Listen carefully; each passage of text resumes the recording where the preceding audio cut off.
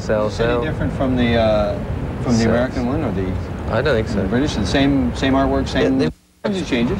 They up in the same way at the back here. What they do? That's supposed to be a big flame there. But they.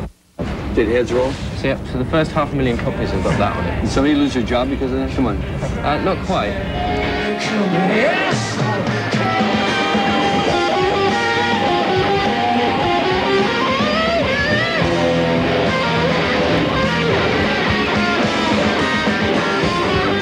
Yeah, people in Toronto are still talking about your show there in June.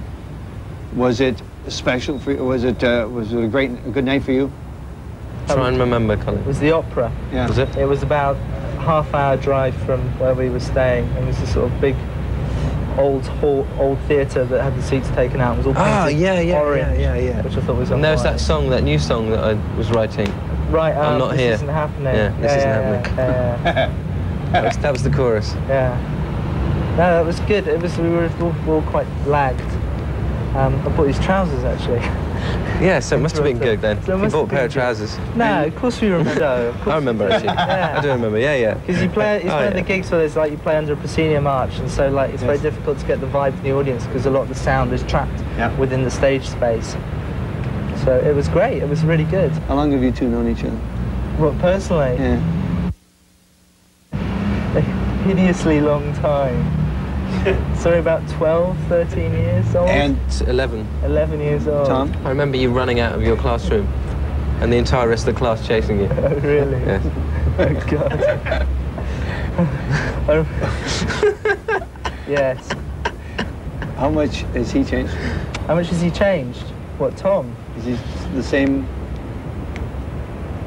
That's a difficult question to answer. You can answer, you say what you like. I won't hold it against you. Until later. Until later. He will exact I don't know. space. I mean, we went through a phase with the group and people's perceptions of the group where I found it personally extremely distressing and upsetting when people would see, like, particularly Tom in such a way that was not how I knew him and how we worked together. And that seems to be changing now.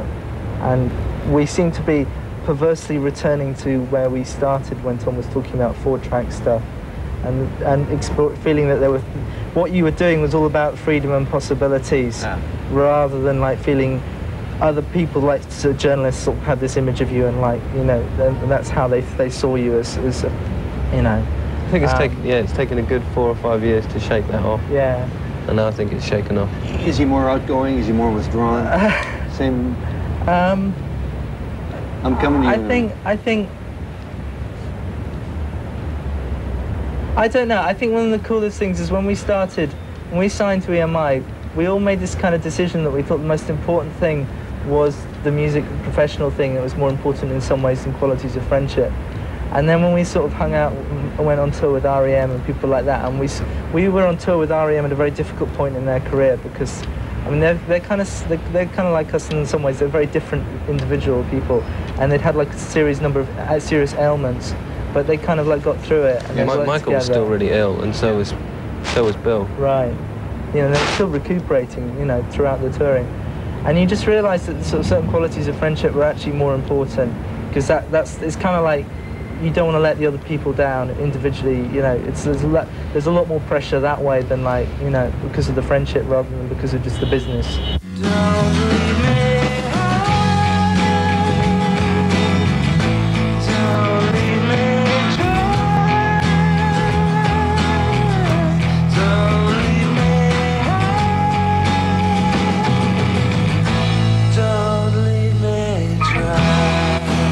I think we lost